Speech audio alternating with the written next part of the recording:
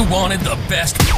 You've got the best podcast. The hottest podcast in the world.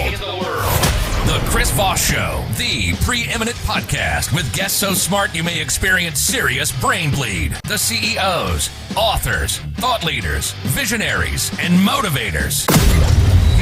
Get ready. Strap yourself in. Keep your hands, arms, and legs inside the vehicle at all times, because you're about to go on a monster education roller coaster with your brain. Now, here's your host, Chris Voss. Hello, this is Voss here from the Chris Voss Show.com.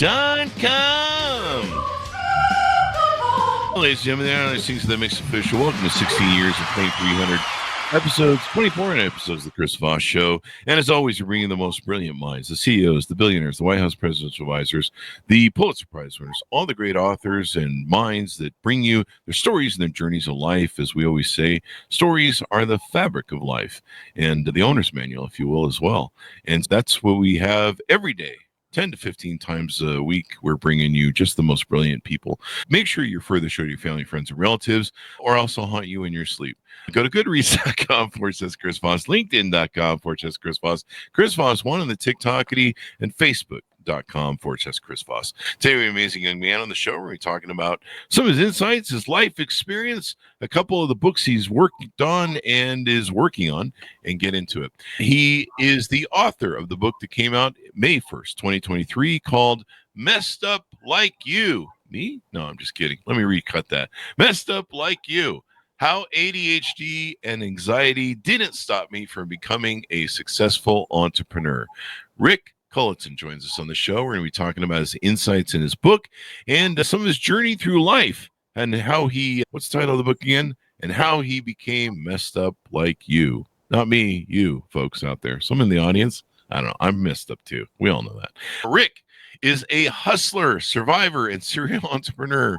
He started working and living in a Pizza Hut and now owns businesses as varied as used electronics, hospitality, and real estate, including hotels in Costa Rica and discount electronics and Inc. 5,000 fastest growing company. He says the best way to build a successful business is to solve a problem. Welcome to the show, Rick. How are you? I'm good, Chris. Thanks for having me. Thanks for coming. Give us your .coms. Where do you want people to find out more about you on the interwebs? My personal website is rickculleton.com, and you can find links to just about anything there. If you're interested in the used electronics, it's discountelectronics.com, and the hotels in Costa Rica are Hotel Jaco. Jaco is spelled with a J, so it's hoteljaco.com. Oh, now I'm hungry for tacos. Way to go. Right at the beginning of the show, too. So, Rick, give us a 30,000 overview. What's in the book that you wrote, Messed Up Like You? The book it had a really interesting beginning because my daughter had given me a subscription to something called Storyworth a few years ago, which was it started out as a series of questions that came to me in email, and I was answering these questions thinking I was writing to myself. It was kind of interesting. Maybe I'd print a book at the end of this for myself. And about, maybe 3 months in, my mother replied to a question that I had answered, and I came to the realization that there were other people reading what I was writing, which was rather shocking because I was writing very openly and to myself. And then as I got to go look back through what I had written to see what everyone had seen, I saw some settings in there that's, allowed public views. And I turned on a few of these questions I had answered along the way to the public. And a little bit later down the road, maybe another 3 months in, someone contacted me and said, look, this stuff needs to be told to the world. You could help some folks in a big way. So I finished that Storyworth subscription. My daughter then printed all the books before I even got to proofread them and gave them out as Christmas gifts the following year. And shortly thereafter, I started on what became Messed Up Like You, which is really about living with ADHD and anxiety and overcoming the anxiety and using the ADHD as a tool, because it's described as an affliction, especially with younger people, and that it can be difficult to educate them, and parents have a hard time controlling them, and so on and so forth, and you don't know what to do with them. But as you become older and you master it, ADHD is an asset that I don't think I could live without. So it describes a lot of that in that, these business ideas, it's something that needed to be tamed along the way. But in my earlier years, I would run off on a tangent. I would just have an idea and I would act on it immediately, and it often failed. Much more often, it resulted in failure than success. But that built up the experience in a variety of fields, and I was trying everything. I was a used car dealer. I had car lots when I was 19 or 20 years old. I had all sorts of businesses: boat rental companies, pager companies, cell phones. For a while, I bought and sold gold and silver, and whatever idea I had, I ran with. Had a coffee shop, and as time went on, I learned how to control that. I think the underlying theme now is just because I can doesn't mean I should, and I have ideas all day, every day. And as you mentioned earlier, I said that if you want to make a successful business, you have to solve a problem. Mm-hmm. One of the things I have is I see a lot of problems every day, and I always see the solutions in my head very quickly, and I want to act on it. But over time, you learn to just pick and choose carefully. Yeah, you got to pace yourself. I suffer from the same ADHD, OCD disease. I'm not sure where I fit in there, but I've had it since I was a child. When I was I think it was about 10 or 13 years old, I started checking the door 20 times a night to make sure it was locked, paranoid that I go crawl back into bed and I was so worried. And then I would be like, did you check the door tonight, or was that last night you checked the door? That my brother had the same sort of thing. He would scrub his hands until they bled.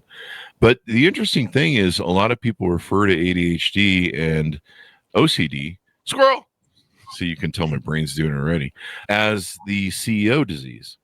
And it turns out, I guess, according to data, that 30 to 50% of entrepreneurs have ADHD. And it seems to work well for us if we can manage it. Yeah. It's a big if. So, like you said the same thing I felt being a serial entrepreneur. I feel that it's both a weapon and power move, or whatever you want to call it, but it can also be a problem, to focus and get shit done. And, sometimes you're fucking around all day and you're just like, hey, and then you're like, hey, did we get those things done? It's real easy to turn on, I can turn on TikTok and 4 hours later, I'm like, oh, damn it. And it almost seems like, come to think of it, TikTok's kind of an OCD, ADHD thing. One of the bylines in your book is why it was from, I guess someone asked you when you were young, what do you want to be when you grow up? Tell us the answer to that question. I think you talk about it in your book and the story behind it. I don't remember what the answer was to that question, but I imagine at that time I wanted to be anything but poor. That was my number one objective. You win. That was the answer. All right. Is that your final answer? Yeah, that's my final answer. And I had an interesting childhood, and I grew up in the country in upstate New York. Looking back, it was a fun childhood. It wasn't impoverished. It was just, there was enough, and there was just enough most of the time. And I lived in a town, it was a tourist type town, and it was very divided, haves and have-nots. Either you belong to the country club or you didn't. Mm-hmm. And I don't want to belong to the country club today, but at that point in time, there was a bit of envy. It was like, hey, I'm on the wrong side of the street, and I want to be on the other side. And that became a driving force for me. And later on, I saw my father leave his job as a mechanic and a foreman at the Ford dealership. He was service manager and parts manager and worked like a dog. He came home dirty and tired every day and not very happy. And then he became an entrepreneur, and he came home dirty and tired and very happy. Well, that's me around the office you just described. And he said to me one day at the dinner table, just in general conversation, he said, you'll never be happy working for somebody else. And I don't know if he was speaking to people in general or me, but it's just something that stuck with me forever. And I've had jobs. I don't have any tangible skills. My formal education ended at age 17. So I'm not really employable. And I didn't have many other choices other than to become self-employed, And I started out, I washed pots and pans at Pizza Hut, as you mentioned. You got to do something. You can't just, start. I suppose I probably could have found something to start out entrepreneurial right off the ground when I got to Texas. But, that was kind of a gateway into meeting people and doing things and coming up with ideas and putting a little bit of money in my pocket. So I had some capital, but it wasn't long. I probably had my first business, my first official business by the time I was 18 or 19, the first one that I registered. And just went to try one thing after the other. It was a lot of fun. There you go. And so was there something about the other side of the tracks, the environment that was over there? Was there something that you found appealing or motivating? I'll give you an example. I grew up poor, but my parents lived in North Hollywood next to Bob Barker, and they weren't rich. They managed apartments, so they got rent free by collecting and doing all the apartment stuff. And we were literally 2 blocks from the Mann Theater. I think it's the Kodak Theater now, or whatever it is this week. And I was surrounded by this opulence. I would see BMWs and Mercedes and Rolls Royces at every corner. I grew up that way. I thought it was normal. It kind of fucked me up. But my parents were poor. They couldn't afford much. And, I ended up living that life when they moved out of North Hollywood. But I always wanted those things, those BMWs, those Rolls Royces, and I'll never forget when I first got my first one. Was there something about the over the tracks that motivated you? Was there something that drew you to that? Or just Richard? Most definitely. I mean, there's absolutely no doubt in my mind that I was very motivated by things other people had, and what I saw at that time as lack in my life. I was lacking these things that I needed to make myself happy, and it really became the motivator behind everything. In retrospect, it wasn't a bad motivator, because along the way I've created a lot of jobs and companies, and I've had a lot of fun. But I think it put some misdirected values in my head that made everything that mattered have a dollar sign in front of it. And it wasn't until just the last couple of years that I've really come to realize that didn't really work. And it came to be, by the time I had accomplished everything I had ever set out to accomplish in my life, including having a very happy family and homes all over, and all the cars and all the things, all the numbers at the bottom of the balance sheet that mattered. And then coming to the realization that I still had a lot of anxiety, mild depression, and I wasn't truly happy. And that's when it was a series of events with that as a backdrop that led me to realize I had been chasing the wrong thing all along. And I guess it's fortunate that I got to that finish line early enough in life where I could change direction and reassess my values and my goals.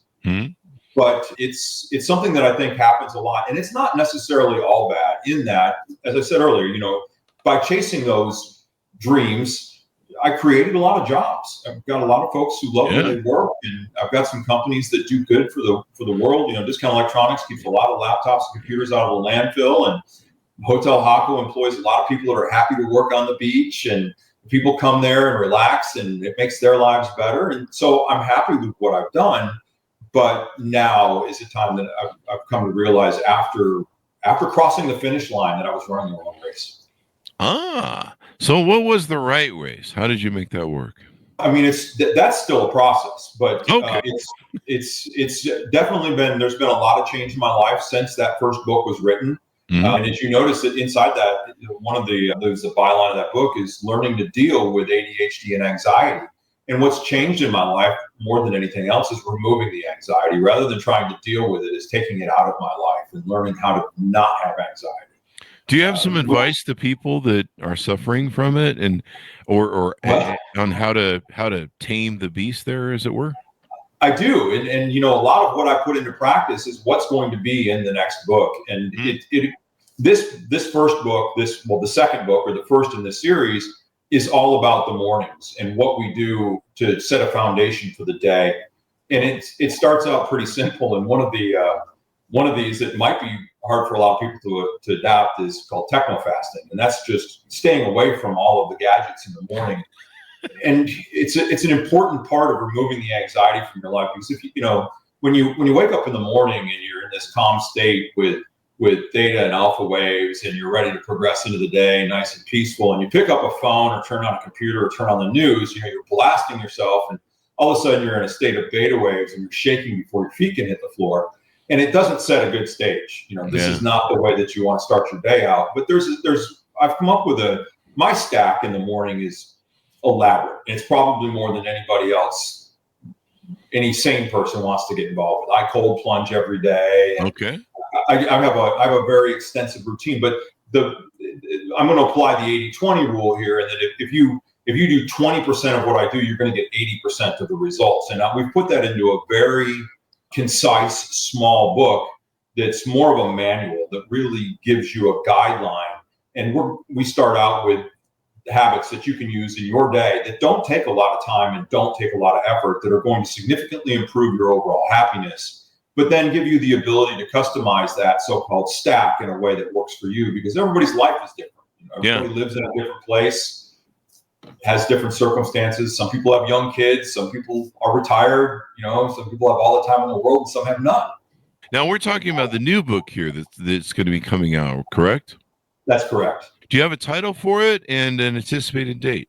It will be out this year. We haven't, there's not a title per se, but the website we're using for that book is mymorningstack.com. Yeah. And I doubt that will be the title, but it could be. I mean, that's really a pretty good description of the book, My Morning Stack. And this is what it is. And so helping people with ADHD, I mean, I think we were talking about pre-show about how I kind of beat an ADHD that I'd had all my life with old age. It seems like my body had broken down.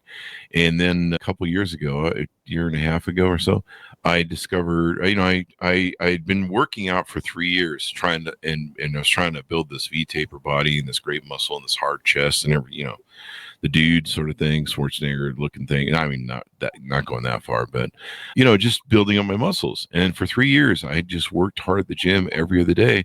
And I kind of in this place where I just could not get beyond a certain thing. I couldn't get my chest to tighten up or muscle up. I could barely get, muscle in my arms. And so finally someone said, hey, go and see how your testosterone's doing.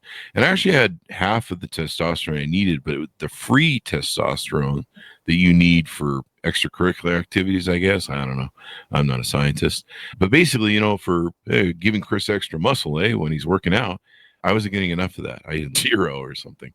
And so they put me on it and it changed my life. The only problem was it brought back the OCD and ADHD like a mother.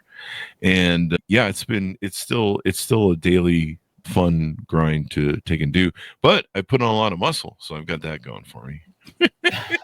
And I do feel great. I feel better than I ever have. I recommend any man out there who's over, I don't know what, 40 or something, 30, 35, 40. I see a lot of young guys in the shop, but a lot of them, there's parabens and all these estrogenics that are in our food and our cleaners and stuff that's really mucking with our stuff. So I'm glad you're putting out a book that helps people try and manage this, because you really need it. Yeah, and I don't see ADHD as an affliction. I hope that I have the level of it I have for the rest of my life. I'd hate to lose that flame. It's really it's an important part of what I do and who I am. And I enjoy seeing it in young people. And I taught Taekwondo to young children for a while. And more than once, I've had a parent apologize for a child because of their ADHD. And one woman even told me directly, she brought her child in, I am so sorry, but little Johnny didn't get his meds. Really? It's his father's fault. This kid seemed perfectly normal to me. And later on, that particular individual had really shaped up and became an excellent student. And sometimes it's difficult because we try to categorize these children and put them in a particular place. Even when I was in school, they moved me around. One year, they put me in, I was in the 3rd grade. They put me in a combination 3rd, 4th grade class with the idea that they were going to jump the 4th grade and put me in the 5th grade the next year. And then they didn't. They put me in the 4th grade. And that year they were thinking they needed to hold me back and give me the 4th grade again. It's a challenge. And the educational system, the way we had, needs a significant revamping. To put kids in one 40-minute class after another, whether you've got ADHD or not, that's not the way we really learn. And we need to address that. But it is a problem for people with ADHD more than it is a problem for people that don't have ADHD. But I still think it's a great asset. And I think it makes for some of the happiest people I know are just as afflicted as I am. We do great adventures, right? We're always ADHD on some new adventure. And, my biggest thing is like just the focusing sometimes, because you can be like, hey, I'm going to work on this project, or I'm going to work on these ideas here. And then, then you get the notification on your phone from CNN or, TikTok or just Facebook or whatever. And I think it's harder now to have ADHD with social media and the ping pongs of, the mobile phones. You and I both, I think, grew up in the age without the phones. And so you didn't have that rotary phone that weighed 500 pounds you could murder someone with by hitting them. I got one of those. You didn't get notifications from that, eh? No, you didn't. But, Chris, there's some really simple ways to deal with modern technology, social media, and ADHD, and some of them are fairly simple. And one that I didn't make this up. I learned from somebody else. I leave my phone in do not disturb all day, every day. It's never on buzz. If I have something really important that I'm waiting for, I might keep the thing close by so I can check it. But I'm famous for picking my phone up and finding 300 messages in there. Are you married? I need to ask you that, Rick. Are you married? Yes, I am. I'm married. So what does your wife think of this do not disturb? Does she have a bat phone direct line or something? She and I talk all the time. Even when we're not together, we have a couple video calls a day, and we've been together since we were kids. I mean, we met when we were teenagers, and it's but it is leaving. That phone is a really big distraction. And that's why I think techno-fasting is such an important part of the daily stack. A lot of the stuff that we talk about in this new book can be shuffled around and you can mix and match to make it work for your lifestyle. But I think that that's a deal breaker. You have to learn to do without that device for the first 2 hours of the day. But I use a lot of other tricks. As you mentioned, you get distracted by all this stuff. The computer can be just as bad as the cell phone. I'm looking, my computer's over here. I have an hourglass. It's a 30-minute hourglass. And I make a list of what I'm going to do on the computer, and then I walk over there and I flip that hourglass over. And I don't just limit myself to the 30 minutes that are in that hourglass. I want as much sand left in that glass when I finish as possible. Wow. And it's a bit of a game, and it keeps me on task. Oh, wow. I like that you gamified it. You've got a way that you use it to motivate yourself, but also keep it from getting out of control. I mean, like I say, I have that. I can be just on TikTok laying in bed going, one more video spin, right? And then 4 hours later, the sun's coming up, and I'm like, damn it. The dopamine death scroll. Dopamine death scroll. I think we all kind of get sucked into it. I don't know how many people have ADHD, but so, I mean, let's talk about some of the ways you've utilized it. I mean, you started out, according to the book Messed Up Like You, where you were 15 when you were first arrested. You had issues with teachers underestimating you, barely finishing high school. You went to prison. Tell us about how did you walk through this gauntlet of, not really maybe understanding what the ADHD was doing and of course, people around you, to finding yourself? ADHD was the diagnosis I was given, and back then they called it ADD with hyperactive disorder or something of the sort. It had a longer name to it, but that was just one of the things. The rest of it was just. Did they put you on? Sorry to interrupt you, but I think it's pertinent. Did they put you on medication, or have you ever taken medication for it? I didn't have medication until much later in life, and I don't even remember. I tried Prozac or something that was recommended to me by a GP. I must have been nearly 40, and I think I took it for a week. And that was not. I did not like the new me. I don't even know if the drugs took time. I was never really that upset with the. This conversation started out like this. I said to my GP, and we've known each other since we were both pretty much kids. And I said, I think I got ADHD. And he said, no, duh, you interrupt everything I say.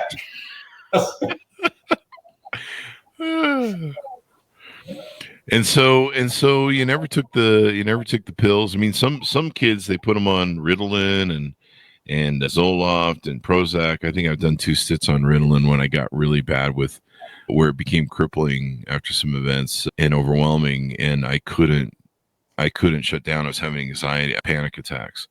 And but other than that, just the short time that I've been on them for both, just to balance me out, most of it's just been a struggle. So I like that you're making this book.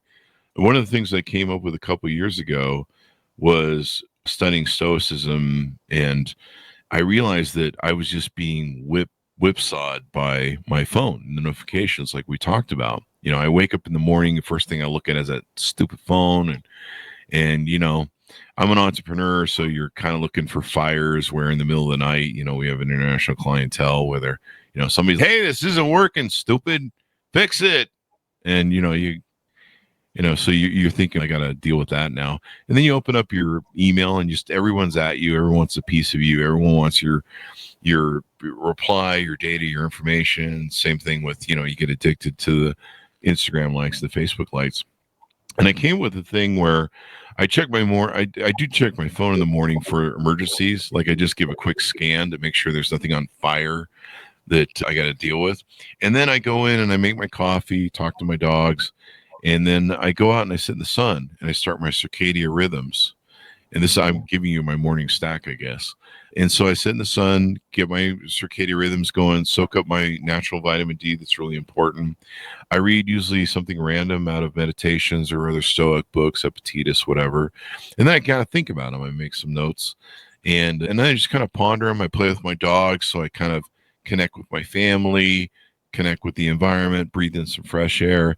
And then I come in, I sit down, I start my computer. And I just feel like more like I'm in the captain's chair, like Captain Kirk. Yeah. I kind of feel like I have more control. And then I feel like I'm more calmer. Like it's not that assault of, 500 emails from last night going, the world's on fire, and you're like, for Christ's sake, I should never went to sleep. Chris, you're on to a really good start for a morning. And those are some really important things. And getting outside to reset your circadian rhythm is important. And I also believe that you need to be out there at sunset at some point in time. It doesn't need to be right at sunset, but you need that signal going to your body. And although my next book is about your mornings, without a good night's sleep, you're not going to have a good morning. And, the fact that reading is a great way to start the day. It's, rather than getting into technology. And if you're going to read something, I love Marcus Aurelius. So if you're a Stoic fan, we can talk. All of the things that this guy, you realize when you read that this was meant to be, this was his own personal right. They were never meant to be published. Yeah, they weren't. And what he went through and how he managed to focus and decide what's important, what's not important. Another person, I wouldn't call him Stoic, but Dr. Stephen Covey is a favorite of mine. He's really good at identifying what's important, what's urgent, what's not important, and most importantly, what's not urgent and not important. Ringing phones and all. The urgency of a ringing phone and a not important task. Trying to keep things out of the urgent and important quadrant. All of that kind of ties together. But in order to make all of that work to your best ability, you need to start your day out on a really good foundation, because I'm a data junkie. And I use an Aura ring, and I can sometimes I wish I didn't know, but one of the first things when I do pick up my phone in the morning for the first time, the very first thing I go for is my sleep data. And I need to know how much deep sleep I got. And sometimes I regret looking at that number, because if it's below 44 minutes, I start to get this uneasy feeling like, oh, this isn't going to be a great day. And if I got an hour, I'm king. And, I'm wondering, who's leading who here? Because sometimes I feel like if I hadn't looked at that data, I might have had a great day anyway. But sleep is a big focus of mine. But you've got a really good start to a day. Just getting outside. If you can just leave that phone alone for the first 2 hours and do that, I like to put off the caffeine a little bit, and I use it almost as a reward. Although some people suggest it's not a great idea. I'll do some things in the morning first. I'll do stretching and exercise and get outside, get some natural light, do some push-ups and some other things. And then when I journal, I drink espresso, and I'll drink my first espresso. It's kind of a reward. You've got a good start. What's your espresso machine? What brand is your espresso machine? Bologna, I think. Bologna. I might not be familiar with that one. I'm still new to espresso. I got into it in December, and now I'm broke. Now all my money's gone. This machine's a little bit of an overdose. If I had it to do again, I'd buy one of those simple Nespresso machines, especially now that they have the biodegradable cartridges. I always felt guilty of those things when they were going into landfill. But yeah, and espresso is also for somebody with ADHD and a little bit of anxiety. I was drinking 10, 12 espressos a day. Wait, and that's not an exaggeration. I brought that down to 3, and that has helped my sleep. That's something else that people with ADHD often deal with is sleep, because your mind is so active that if you wake up to pee in the middle of the night, you got 47 ideas between the bathroom and the bed. And so shutting that down is a problem. It takes a lot of you need to be a mind control expert to really be able to sleep and focus when you have ADHD, because there's so much more going on up there. Yeah. And or you think of something. The one thing I found is the worst thing that I can ever do when I get up in the middle of the night or I'm trying to sleep is look at that damn blue light phone. Because immediately, as soon as that blue light hits your thing, your brain goes, "Oh, this is supposed to be get up, stupid." But I like you like tracking my sleep. I'm one of those people where if I don't get 8 hours of sleep within a 24-hour period, I mean, I can kind of go for a day, but there's murdering that might take place, and the judge says I can't do it anymore.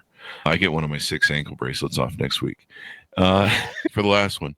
Anyway, but no, I will usually check my, and we have to express her right away. I'm one of those bears where my girlfriend's calling me the bear, where basically when I wake up in the morning, you don't talk to me for 2 fucking hours unless you want to lose a limb. Like, I'm that guy. I'm not a morning person. I'm you. Yeah.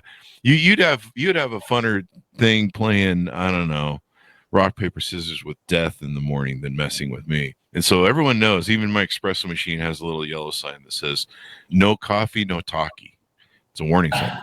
So it takes me a while to get going, and I have to have the caffeine.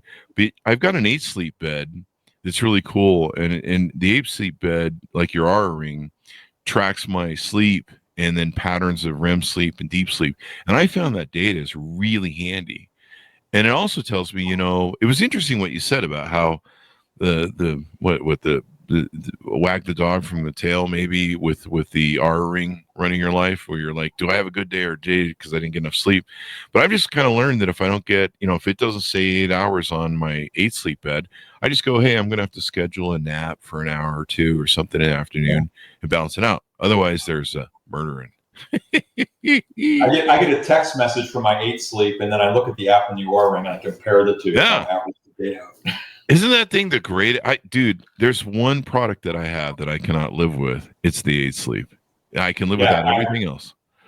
I have one every place I live. We have an 8 sleep mattress cover, and it's constantly, tell it you're leaving, arriving, and it can be a little complicated. The app's a little clunky, but it's a big difference, and it has really turned me away from travel a little bit, because I love to go places, and I just made a trip a little while ago to Buenos Aires, and although I had a great time, I didn't have the best sleep.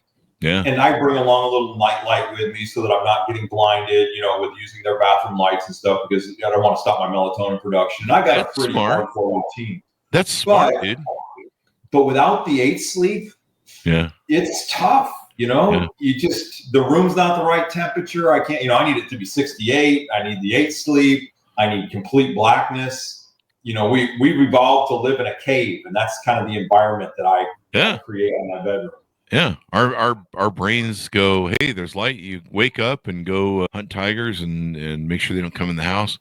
And, it's gone dark. It's asleep. But yeah, the 8 sleep is, in fact, I just went 3 weeks without mine here at the house. It went down. I popped it somehow. I don't know. It's been 2 or 3 years, and I run really hot. So I think I start melting some of the insides of it, because I run on 10 like all the time. And so I went 3 weeks without it, and I couldn't figure out why I was so miserable. And everyone's like, man, why are you being so miserable? You're really ornery lately. What's going on with you? I'm like, I don't know. I'm just not sleeping. And then I realized it was the 8 sleep. And so we just got the 8 sleep 4 now in, and we're going to review it for 8 sleep. And so I'm really excited. And so now I'm sleeping. This last few days, I've actually had good sleep. But yeah, these simple things, we were talking about sleep, getting out in the sun, vitamin D, getting some fresh air, not being towed through the social media, email, assault in the morning. I mean, I literally was starting to feel just like I was under assault every time I'd open my email, because it's just, it's all these emails. You're trying to prioritize them. You've got a couple fires you got to put out. So you're like, okay, we've got to prioritize the fires. And I just really started feeling assaulting. And I found that doing that, I guess, maybe if you don't mind if I call a stack, I know you probably have a different one that's more complicated, but by doing that, it just kind of prepared me. It was kind of like walking up to the podium as opposed to running a full blast from, across the from a mile away, and you're out of breath, and you're just trying to scramble and take it all in. I don't know.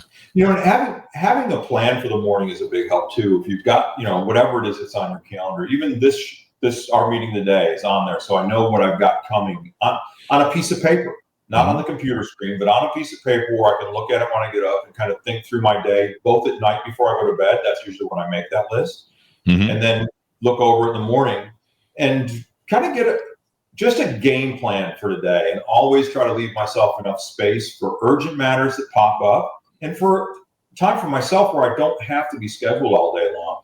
And, of course, you and I don't get any commissions for these plugs for 8 Sleep or anything else. But we need to call them in. I got another tool that you'll like. You've mentioned email 3 times, and I've recently started using an app called Superhuman. And that has been a bit of a game changer. So our mail is done by Google's mail servers, Gmail, and I've been using their default interface for as long as I can remember. And I was searching for a way to I love Manus. It's my favorite AI tool. And I could go down a big rabbit hole with that one, but I won't. But anyway, I was looking for a way, asking Manus how to sort my email and do a better job. And maybe you could answer some of my email for me. And I think either it or ChatGTP suggested looking at Superhuman. And I did, and I downloaded it. I want to say there's a little bit of a learning curve, and maybe the first day or two I was less productive and a little frustrated, and it took a little bit longer to get through the mail. But by day 3 I was at even, and by day 6 I was like, wow. I think that organization in your inbox could do that much for you, and it's more than just organization, but it is it's a game changer. There you go. Yeah, I'll have to check it out. I got it pulled up here. I think we're just promoting everybody but you and us, or whatever. Maybe we're gonna have to make some calls after this show and say, hey, we used your guys' name. We need some money, man. 8 Sleep. So I'd rather just help some people out. If they can sleep better with 8 Sleep and they can spend less time on their computer with Superhuman, maybe I'm earning a little karma credit. And full disclosure for those out there in the YouTube industry or whatever, we've reviewed 8 Sleep since 8 Sleep 2, so we don't pay for our 8 Sleep beds. So did I make you jealous? But full disclosure, but it really is seriously the best freaking bed out there. We've tried a few different ones, and there's some good stuff out there, but the sleep is so important. And I think, do you think that's one of the top things that ADHD people need to kind of get control of and get a handle on, get that good, healthy, deep sleep? I think that everybody needs to get a handle on sleep. And I don't think it's just related to people with ADHD, because I've seen that it's made a big difference in my wife's life as well. She's anything but ADHD. I lived the first 38 years of my adult life as a drinker. I don't think I ever really had a night's sleep until I stopped drinking. And that's just been about a year ago. That's when I went through life like, I never had a hangover. I sleep great, to realizing I never really slept. I just passed out, and I had a hangover every day. I just didn't know it because that's just the way I felt. Yeah. And it was after that I quit drinking that I really started to value sleep and understood the difference, and not realizing before just how great you really can feel. And then, like you said with the 8 Sleep just a minute ago, when that thing broke, you're so used to feeling great and having a great night's sleep that when you don't, it's like, what just happened? I feel what? Yeah. I got me a heating blanket, and then I was supposed to, send him a message saying, hey, we need a new thing sent out. And I have ADHD, so I fucked around and didn't get in contact with him for a week and a half. So I went 3 weeks that I couldn't believe it. But yeah, it's I did the same thing with alcohol. We must be twins, Rick, or we must have been separated at birth. So I did about 20 years of hard vodka drinking. I wasn't an addict, I want to make that clear, but I did abuse it. And I was using it mostly for ADHD and entrepreneurism. So the sugar in the alcohol would, I could be tired, I could be at the end of the night, but you're just like, I got these projects that I need to finish, or this paperwork, or accounting, whatever you're working on as an entrepreneur 24/7. And, I'd shoot back at night, a little bit of half a bottle of vodka, and then I get more work done. I'd be fired up, and I'd be like, hey, I get more work done. I'm relaxed. I'm moving. And Wow. I actually believed for 20 years, like an idiot. I wish somebody would have just, I don't know, punched me in the face a couple times. But I actually believe I slept better having vodka, nightcap vodka before bed. And you're right. I was lying to myself and bargaining with myself. And in reality, yeah, fortunately around 50 or whatever what COVID was around 2020, so around my 52nd birthday or something, my body gave out, said, we're not doing this with you anymore. If you want to drink for a couple hours every night, we're going to make you feel dehydrated, shitty for 3 days. And I really tuned into my body too. I started eating well. And so I started really noticing the effect it was having. But yeah, now I get the greatest sleep of my life. There's no hangovers. Edibles are a good thing. Edibles, I don't know if this is a topical or in any of your books or anything, but have you ever tried edibles as a way to kind of calm I use ADHD? a little bit of THC, but remarkably, when I quit drinking, I drank every day for 38 years. I took 2 nights off to take my son on a Boy Scout camp out. So I would use THC at the same time I was drinking, and never, it was fine. When I quit drinking and I tried to use THC, it was just too much. Really? Whoa. Wow. This is anxiety causing. And you were getting anxiety from it. Wow. And it's dosing. So I use a dropper, and if I am feeling a little wound up, and I don't know the milligrams, but I think my correct dose is about 2 milligrams of indica in a drink, maybe 3 milligrams. And that's enough to really kind of really bring me down and calm me down and feel good. And I do use CBD every night. So I can't say I'm completely drug-free. I use 200 milligrams of CBD, and I take 24 milligrams of melatonin every single night, about an hour before I go to bed. And I've got a pretty good ritual. I'm in bed every night at the same time, usually before 10 o'clock. I've just changed that a little bit. It was 9:15, and that wasn't giving me enough deep sleep. I found that I got better deep sleep if I waited a little bit longer to go to bed, so I'm going to bed a little bit later now. But pretty strict routine, and now I'm cutting back on the caffeine. I've gone from 12 espressos down to 3, and that seems to be good. Who knows? I might cut that out. I don't know. Every time I think about it, we won't be friends if you cut out espresso, my friend. I live for that caffeine. But no, I've been, I used to drink 10 to 15 Mountain Dews back in the day when I was heavy. I mean, dude, you know what it's like. You drank for 38 years. There's a lot of, what's the old Dire Straits song, Heavy Fuel? You got a lot of heavy fuel to keep the fires burning there on the entrepreneurial journey. But my daytime poison was Diet Coke. Yeah, see, all that caffeine and pop and sugar, but yeah, I hope I never have to give up coffee. I really like coffee and espresso now. The espresso has helped me, just make better coffee and really appreciate coffee more. And of course, it tastes way better than that shit you put and you get from Starbucks. But having probably a sleep schedule where you have you keep yourself on a schedule is probably really important as well too.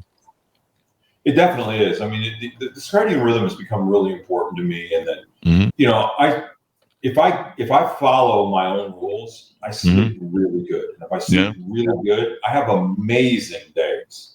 Oh wow! And when I start to break those habits, and I don't do what I need to do to get the right sleep, I was abusing caffeine to keep myself going through the day, kind of borrowing on my future, and then causing myself to get worse sleep the next night because I'm so amped up from the caffeine I drank up until 1 o'clock in the afternoon. I've seen that movie. It's a vicious circle. Alcohol was very self-serving in the same way. It was causing anxiety, and then I would mute the anxiety with the alcohol at 6 o'clock the following day. Yeah. I think it sounds like this is going to be a good book that you're going to have come out on how to do these stacks, because it sounds like some of us serial entrepreneurs, we have kind of a problem. But it's the heavy fuel, man. 6 cigarettes. It is. It's tough for entrepreneurs, especially in the beginning. And I ran out of excuses, because when you get to the point where it's not a complete struggle every single day anymore, you do start to run out of excuses. But I lie. There's 2 types of people in the world: those who've lied awake in the middle of the night wondering how they're going to make payroll, and those who haven't. And when you live that life, it's easy to become abusive of alcohol or anything else because you feel the need to shut it off because it won't stop. At the end of the day, it doesn't bring the end of the anxiety, and it doesn't bring the end of the worry and the concern. And that's a tough part. I know a lot of entrepreneurship gets this glamorous, shiny thing attached to it, but I don't know that I would take that path in my life again. I'm certainly glad. I would never change anything I've done this go around, but I don't know that I would make the same choices if I hadn't done it go around. I would definitely start eating better earlier and taking care of myself sooner. Tell me if you did the same thing I did. I kind of had this Faustian bargain I play with myself. I'm going to just do the heavy fuel now, the cigarettes, cocaine all night, and the girls, and then I'm just going to make the money and finally make it work. And then when it's successful, I can kind of, I don't know, go to the gym. And Chris, I think we all do. And it's not just that, but we do that with a lot of things. I'll be happy when, or I'll be happy if. Yeah. But my real turning point where I started to get healthy and got the idea that two things happened pretty close together. When I turned 30, I had my first kid, and there were no cell phones back then. We sent the photos off to get them developed, and they came back, and I was like, "Who's that fat kid holding my kid?" I had to look at the picture twice. I'm like, "Shit, that's me," And shortly, at that point, I was doing nothing for myself. I mean, I was just killing my body slowly, quickly rather. And then shortly thereafter, a very good friend of mine, who's really kind of my adopted father, Ron Fleming, we had a party for him. And I want to say it was his 50th birthday party. He's probably 78 or so. But anyway, he told me on his birthday, he said, "Rick, if I had any idea I was going to live this long, I'd have taken better care of myself." Yeah. And that stuck with me. Isn't it funny? It's funny. I'll watch the guys from The Who, Roger Dalton, and I can't remember the guitarist's name off the top of my head. I didn't get enough sleep last night, evidently. I actually went to the gym, worked out really hard, and I've been up all night. I've just been fired up with dopamine or some shit. TikTok, yeah, that too. And what was that line that they famously sang? "I hope I die before I get old." I think we all kind of have that mentality where getting old is like down the thing. And then you wake up one day and you're like, holy shit, I'm old. You got little girls not little girls, but they seem little to me now, at the grocery store going, "Sir," and you're like, "I'm not what, sir?" So as we round out, what else do we want to promote? Tell people things they want to find out more about you. Do you do any coaching or consulting? Can people reach out to you for help, advice on all the different things you're working on? I don't do any consulting or coaching, and anybody's welcome to reach out to me if they need some advice in some regard. And more than anything else, I think if I wanted to leave somebody with one thought, it's that your past doesn't define you, and you've got a lot of choices. And I learned this flying an airplane. You don't die until you run out of choices. So you are in complete control of your destiny, no matter where you are in life right now. Just take a look, decide what it is that you want to do, what you want to be, and then make the right choices and turn yourself in that direction. It's hard work, but it's worth it. Mm-hmm. Yeah, it's definitely worth it. But take better care of yourself. There's so many entrepreneurs that kill themselves, and I think they might die an earlier death. I don't know, but it takes a toll. The stress of being an entrepreneur, the stress of life, even if you're not an entrepreneur, takes a toll. It's not an easy ride anymore if you haven't looked around lately. And there's always some new thing coming. We had the COVID crisis a while ago. Right now we got tariffs and no one knows what's going on with the economy. And, there's always challenges. There's always stress. And, you've got to be able to manage it. But taking care, I think, of what you're talking about in your upcoming book, that stack of setting a foundation in the morning, getting launched on your day right, taking care of the most important things about yourself, starting out with calmness, with peace. It just changes your whole day, in my experience, from the little stack I use. It does. Big. So, Rick, as we go out, give us your .coms. Tell people any places they want to reach out to you, et cetera, et cetera. If you want to see more about the new book, you can find that at mymorningstack.com. It's probably the best place to go. And then I couldn't remember, there's not a title yet, right? There's not. That'll probably be the very last thing to happen. If it's anything like the last book, it'll be when we need to make the cover, we need a title. You know why I couldn't remember? Because I have ADHD. Squirrel. That's my excuse for everything these days. Thank you very much, Rick, for coming on the show. We really appreciate it. Thanks, Chris. It's been great talking to you. It's been wonderful to talk to you as well. Lots of fun. Brother from another mother, evidently. Messed up like you. How ADHD and anxiety didn't stop me from becoming a successful entrepreneur. If you have ADHD, it will definitely help you out. And order it now, because otherwise you're going to go squirrel. So get on Amazon. Anyway, thanks so much for tuning in. Go to goodreads.com/Chris Voss, LinkedIn.com/Chris Voss, Chris Voss 1 on the TikTok, and all those other crazy places on the internet. Be good to each other. Stay safe. We'll see you next time. And that should have us.